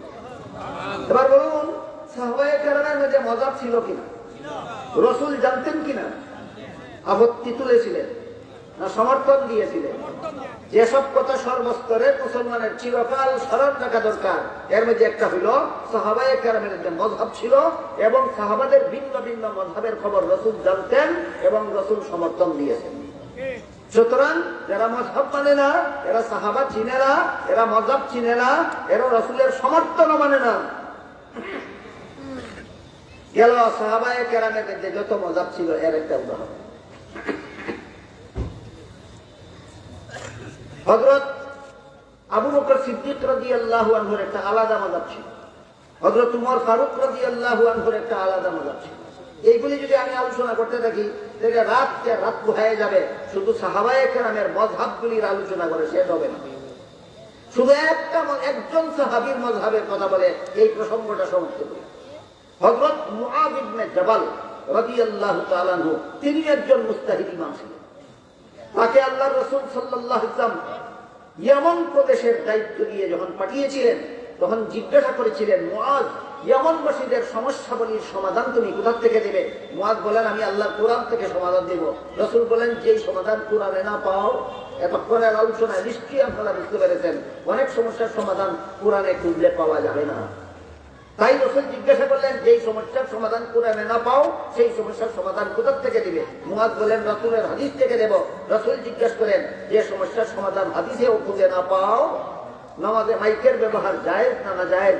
হাদিসে খুঁজলে পাওয়া যায়? তাই রাসূল জিজ্ঞাসা করলেন, হাদিসেও যদি না পাও? মুআয বলেন, ইজতিহাদ করে কোরআন হাদিসের আলোকে ইজতিহাদ করে সমাধান বের করে দেব, যেটা সূরা নিসায় আল্লাহ সরাসরি হুকুম করেছেন, সমাধান বের করে দাও। মুআয বলেন, সমাধান বের করে দেব। আল্লাহ রাসূল সন্তুষ্ট হয়ে তাকে সমর্থন দিয়ে ইয়ামানবাসীর মূত সমস্যা, যার সমাধান কোরআনে না পাও, যার সমস্যার সমাধান হাদিসে না পাও, কোথা থেকে দিবে? মুআয বলেন, আমি ইজতিহাদ করে দেব। বলুন, একা মুআযের ইজতিহাদ প্রসূত সমাধান, এর নাম উম্মতের ইজমা না মুআযের মাযহাব? এর নাম উম্মতের ইজমা নয়, এটা মুআযের মাযহাব। মুআয নামক সাহাবীর মাযহাব মতো আমল করার জন্য ইয়ামানবাসীকে আল্লাহ রাসূল সাল্লাল্লাহু আলাইহি ওয়াসাল্লাম ইয়ামানবাসীকে নির্দেশ দিলেন, সমাধান বের করে দিবেন। মুআয অনুসরণ করবে ইয়ামানবাসী। এই হাদিসের দ্বারা পরিষ্কার হয়ে গেল, যেই দেশে যার মাযহাব চালু আছে সেই দেশের মুসলমান তার মাযহাব মতো সমাধান গ্রহণ করবে। তাহলে এবার বলুন, বাংলাদেশে কার মাযহাব চালু আছে? সুতরাং বাংলাদেশের মুসলমানদের জন্য ইমাম আবু হানিফার মাযহাব মতো যাবতীয় সমস্যার সমাধান দিতে হবে। ওই যুগে যদি যে যুগে রাসূল মুআজকে ইয়ামানের সমাধানদাতা বানায় পাঠিয়েছিলেন, সেই যুগে যদি ইয়ামানের কোন মুসলমান মুআজের সমাধান না নিয়া ভিন্ন ভিন্ন মাযহাবের অনুসরণ করতে চাইতো, সেটা তার জন্য ফিতনা কুলি ছাড়া কিছু হইতো না। ঠিক তেমনিভাবে বর্তমান বাংলাদেশের কোন মুসলমান যদি আবু হানিফার মাযহাব বাদ দিয়া ভিন্ন কোন মাযহাব অনুসন্ধান করতে চায়, সেটা তার ফিতনাবাদী ছাড়া আর কিছুই হবে না। সাহাবায়ে কেরামের মাযহাব সম্পর্কে সামান্য হযরত আবু বকর সিদ্দিক রাদিয়াল্লাহু আনহুর আলাদা একটা মাযহাব ছিল, হযরত উমর ফারুক রাদিয়াল্লাহু আনহুর আলাদা একটা মাযহাব ছিল, হযরত উসমান রাদিয়াল্লাহু আনহুর আলাদা একটা মাযহাব ছিল। আবু বকরের মাযহাব কি ছিল? আবু বকরের মাযহাব ছিল রাসূলের একটা হাদিসের ভিত্তিতে। কি হাদিস? যে হাদিসে উল্লেখ আছে আল্লাহ রাসূল তারাবির নামাজ পড়তে গেলেন মসজিদে, আশেপাশে যারা ছিল সবাই শরীক হলেন। পরের দিন আবার গেলেন তারাবির নামাজ পড়তে মসজিদে, আরো অনেক মুসল্লি হয়ে গেল। তৃতীয় দিন রাসূল আবার গেলেন তারাবির নামাজ পড়তে মসজিদে, মসজিদে মুসল্লিদের জায়গা হইল না। এমন ভিড় হইল তারাবির মুসল্লি, যে মসজিদে মুসল্লিদের স্থান সংকলন হয় না। অবস্থা দেখে তৃতীয় চতুর্থ দিন থেকে রাসূল তারাবির নামাজ জমাতে পড়ার জন্য আর কোনদিন মসজিদে যাননি। মাত্র 3 দিন তারাবির নামাজ মসজিদে গিয়ে জমাতে পড়েছিলেন রাসূল, এরপরে আর কোনদিন তারাবির নামাজ জমাতে পড়ার জন্য মসজিদে যাননি। এই হাদিসের ভিত্তিতে আবু বকরের মাযহাব ছিল আমরাও তারাবির নামাজ জমাতে পড়ার জন্য মসজিদে যাব না। দেখার মাযহাব আবু বকরের মাযহাব মন গড়া না রাসূলের হাদিসের ভিত্তিতে? রাসূলের হাদিসের ভিত্তিতে। আবু বকরের পরে যখন উমর খলিফা হলেন, আবু বকরের পরে যখন উমর খলিফা হলেন, উমর বলেন কোন কারণে রাসূল চতুর্থ দিন থেকে জমাতে যাননি সেই কথাটাও হাদিসে উল্লেখ আছে। রাসূল বলেন তারাবির নামাজ জমাতে পড়ার জন্য তোমাদের যে আগ্রহ দেখলাম, আমি যদি প্রত্যেক দিন পড়ি তাহলে আল্লাহ ওয়াজিব করে দিতে পারেন। ওয়াজিব করে দিলে পরে তোমরা যদি কেউ শরীক না হও তোমরা গুনাহগার হবে। যাতে আল্লাহ ওয়াজিবও করেন না আর কোনোদিন তোমরা শরীক হতে না পারলে গুনাহগার হও না, তোমাদেরকে গুনাহ থেকে বাঁচাবার জন্য আমি আর গেছি না। ও উমর বলেন এখন রাসূলও নাই, ওয়াজিব হওয়ার সম্ভাবনাও নাই, কাজেই এখন আমরা জমাতের সাথেই পড়ব। সুতরাং প্রত্যেক দিন তারাবির নামাজ জমাতের সাথে পড়া এটা উমরের মাযহাব। বুঝা থাকলে বলেন তো আবু বকর সাহাবী ছিলেন কিনা? তারও একটা মাযহাব ছিল কিনা? উমর সাহাবী ছিলেন কিনা? তারও একটা মাযহাব ছিল কিনা? মুআয ইবনে জবল সাহাবী ছিলেন কিনা? তারও একটা মাযহাব ছিল কিনা? আব্দুল্লাহ ইবনে আব্বাস সাহাবী ছিলেন কিনা? তারও একটা মাযহাব ছিল কিনা? আয়েশা রাদিয়াল্লাহু আনহা একজন সাহাবিয়া ছিলেন কিনা? তারও একটা মাযহাব ছিল কিনা? এই জন্য যারা বলে ইসলামে যদি মাযহাব থাকলো সাহাবাগণের মাযহাব ছিল না কেন? গণ্ড মূর্খ, সাহাবাও ছিলেন না, মাযহাবও ছিলেন না। এবার মূল কথা ফিরে যায়। সূরা ইউসুফের 1 নম্বর আয়াতে আল্লাহ বলেন আলিফ লাম রা তিলকা আয়াতুল কিতাবিল মুবিন। মুহাম্মদুর রাসূলুল্লাহ সাল্লাল্লাহু আলাইহি ওয়াসাল্লাম যে আল্লাহর নবী, এই কথার 1 নম্বর প্রমাণ 3টা অক্ষর। বারবার বলেছি কথাটা, এই কথার প্রথম প্রমাণ 3টা অক্ষর। দ্বিতীয় প্রমাণ তিলকা আয়াতুল কিতাবিল মুবিন, এমন পরিষ্কার বিবরণ দানকারী কিতাব নবী ছাড়া কারো কাছে নাযিল হতে পারে না। সুতরাং তিলকা আয়াতুল কিতাবিল মুবিন, এটাও আমার ইনি যে নবী এই কথার আরেক প্রমাণ। পরিষ্কার বিবরণ দানকারী কিতাব, এত পরিষ্কার বিবরণ দানকারী। হক বাতিলের মধ্যকার পার্থক্য কোরআন পরিষ্কার ভাবে বর্ণনা করে। হেদায়েত আর গুমরাহির পার্থক্য কোরআন পরিষ্কার ভাবে বর্ণনা দান করে। আর মানব জীবনের সব সমস্যার সমাধান কোথায় কোথায় পাওয়া যায় কোরআন পরিষ্কার বিবরণ দান করে। এতক্ষণের কথা বুঝে থাকতে বলুন, মানব জীবনের সব সমস্যার সমাধান কোথায় কোথায় পাওয়া যায় এই ব্যাপারে কোরআন পরিষ্কার বিবরণ দান করেছে কিনা? সূরা নিসার 59 নম্বর আয়াতে বলে দিয়েছে যে মানব জীবনের সব সমস্যার সমাধান 4 ঠিকানায় পাবে। কিছু ভাবে কোরআনে, কিছু ভাবে হাদিসে, কিছু ভাবে উম্মতের ইজমায়, আর কিছু ভাবে ইমামগণের মাযহাবে। এই 4 ঠিকানায় মিলাইয়া কিয়ামত পর্যন্ত মানব জীবনের যত সমস্যা দেখা দিবে সব সমস্যার সমাধান কোরআন এর বর্ণিত পদ্ধতিতে পাওয়া যাবে। সুতরাং যাবতীয় সমস্যার সমাধানের বেলায়ও কোরআনের বিবরণ পরিষ্কার। আল্লাহ আপনাদের আমাদের সবাইকে কোরআনের পরিষ্কার বিবরণ জানার, বুঝার এবং গ্রহণ করার সৌভাগ্য দান করুন। সবাই বলুন আমিন। সুবহানা রাব্বিকা রাব্বিল ইজ্জাতি আম্মা ইয়াসিফুন ওয়া সালামুন আলাল মুরসালিন আলহামদুলিল্লাহি রাব্বিল আলামিন।